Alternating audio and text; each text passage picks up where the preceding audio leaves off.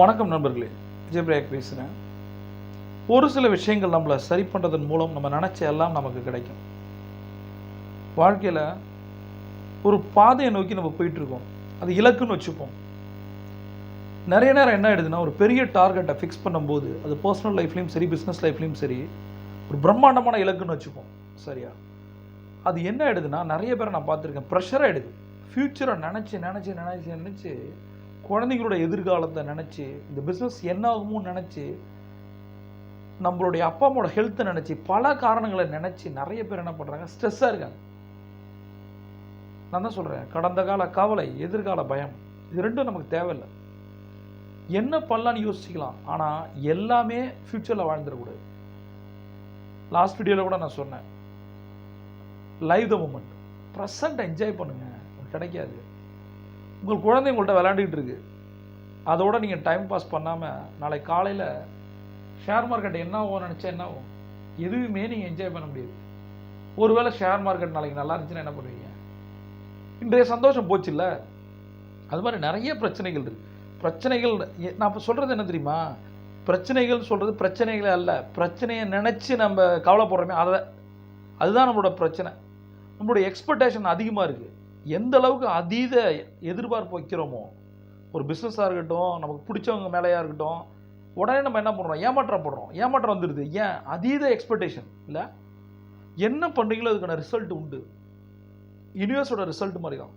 நீங்கள் உண்மையாக அந்த எஃபர்ட்டை போட்டிங்கன்னு வச்சிங்களேன், ரிசல்ட்டை பற்றி கவலையே படாது.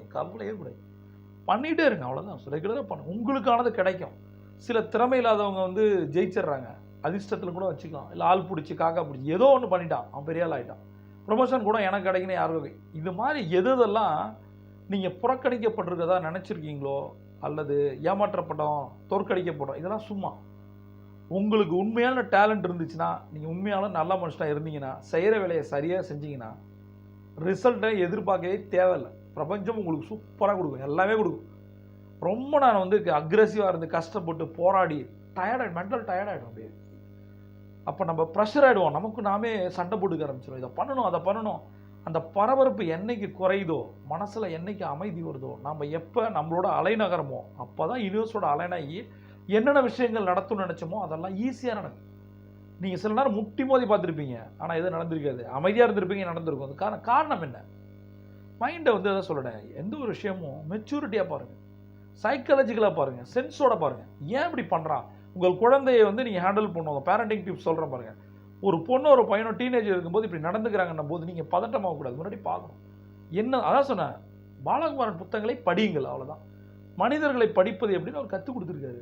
மனிதர்கள் ஒரு எக்ஸ்பர்சன் ஸ்ட்ராஞ்சரே உங்களோட பார்க்க முடியும்னா, உங்களுடைய மனைவி, உங்களுடைய கணவன், உங்களோட குழந்தைகளை நல்லா பார்க்கணும். நீங்கள் அதான் சொல்லணும், நம்ம கண்ட்ரோல் அவங்க இருக்கணும், ஆனால் அந்த கண்ட்ரோல் அந்த லேயரே அவங்களுக்கு தெரியக்கூடாது. அதுதான் பேரண்டிங். புரியுதா? அவங்க கேட்டால் தான் செய்யணும், எது வேணுமோ அதான் செய்யணும். நினச்ச மாதிரி அவங்கள கொண்டு வரணும், அவங்க டைவெர்ட் ஆகாமல் பார்த்துக்கணும். ஆனால் அவங்க என்ன பண்ணாலும் அவங்களுக்கு தெரியணும். Parenting beautiful art. சொல்கிறேன், யார் மேலேயும் ரொம்ப எக்ஸ்பெக்ட் பண்ணாதீங்க, எக்ஸ்பெக்டேஷன் வைக்காது. அது பின்னாடி பெரிய பல்பு கொடுக்கும். சரியா? அது இயல்பு தான். நம்ம அந்த பாசம் என்பது தான் சொல்கிறேன், நம்மளுடைய பெரிய மைனஸ் பாசமாக இருக்கும். அதனால தான் நம்ம நிறைய பேர் இங்கே தோற்கடிக்கப்பட்டிருக்கோம். திரும்பி சொல்கிறேன், நம்ம தோற்கடிக்கப்படலாம். ஒரு பிஸ்னஸில் யாரோ நம்பி பணம் கொடுத்தோம், அவர் அக்ரிமெண்ட்டில் யாரோ நண்பருக்காக ஜாமீன் போட்டோம், அந்த பிஸ்னஸ் தோத்துருச்சு. என்ன இடம் தெரியுமா? அந்த நல்ல மனுஷன் 4 பேருக்கு செய்யணும்னு நினச்சா பாருங்க. நான் ஒரு ஸ்டோரி சொல்கிறேன். என்னுடைய ஆரம்ப கால கிளைண்ட் ஒருத்தர் பெங்களூரில் ஒரு ஃபேக்ட்ரி ரன் பண்ணார். திடீர்னு ஒரு 6 மாதம் அவரை காணோம். அப்புறம் நான் பெங்களூர் போகும்போது என்னை சந்திச்சு பார்த்தேன்னு சொன்னார். நான் ஒரு ப்ரோக்ராம் முடிச்சுட்டு வெளியில் வரும்போது ஓடி ஒரு 35 வயசு பையன் அவர் என்னை கட்டி பிடிச்சிட்டு அழுவுது. எல்லாரும் பார்க்குறாங்க, என்னை சுற்றி ஒரு 100 பேர் இருக்காங்க, எல்லாரும் பார்க்குறாங்க. எனக்கே ஒரு மாதிரி இருக்குது. நான் ரிலாக்ஸ் பண்ணுறேன். சரி வான்னு சொல்லிட்டு ஒரு காரில் உட்காருன்னு சொல்லிட்டு ஒரு காஃபி ஷாப் கூட்டு போகிறேன். என்னாச்சு? ஒரு ஃபேக்ட்ரிக்கான இன்வெஸ்ட்மெண்ட்டை பண்ணியிருக்காரு. இவருடைய சொத்தை வச்சு பெரிய அளவு கடனை வாங்கிட்டார் பேங்க்கில், பெரிய பல கோடிகள். அந்த நண்பர் பிஸ்னஸை ரன் பண்ணியிருக்காரு. ஒரு 9 மாதம் நடத்தியிருக்காரு. டக்குன்னு ஆள் அப்ஸ்காண்ட் ஆகிட்டார். இப்போ என்ன ஆயிடுச்சுன்னா, வாங்கின கடன்லாம் இவர்கிட்ட வந்துருச்சு. இவர் தான் இஎம்ஐ கட்டணும். பெரிய இஷ்யூ ஆகிடுச்சு. இதனால் ஃபேமிலிலையும் இஷ்யூ, சூசைட் வரைக்கும் போயிட்டார். அப்போ நான் என்ன சொன்னேன்னா, நம்பி ஒருத்தனை கொண்டு வந்தோம், கடைசியில் ஏமாற்றிட்டான் பாரு அப்படின்னு. சார் இப்படி சொல்லாதீங்க சார், தப்பு அப்படின்னா. எனக்கு என்ன சொல்கிறதே புரியல. என்ன சொல்கிற, இத்தனை கோடி ஏமாற்றிட்டான்னா? சார் அந்த வார்த்தையை சொல்லாதீங்க சார், என் ஃப்ரெண்டு நல்லவன். நான் அப்படியே அதிர்ச்சி ஆகிட்டேன். ஏன்னா அவனால் குடும்பமே நடுத்தருக்கு வந்துச்சு, சூசைட் கண்டிஷன் வந்துட்டு அப்படின்னு நான் மனசுக்குள்ள நினைக்கிறேன். சார் என் ஃப்ரெண்டு நல்லவன், அவன் கேட்டதுக்கு நான் செஞ்சேன், அது என்னோட கடமை. பட் ஏதோ ஒரு தப்பு நடந்திருக்கு, என் ஃப்ரெண்டு என்கிட்ட அது டிஸ்கஸ் பண்ணலை, ஒரு வேளை பண்ணியிருந்தா என்னால் சால்வ் பண்ண முடியலன்னு நினச்சானோ என்னவோ, அவன் போயிட்டான்.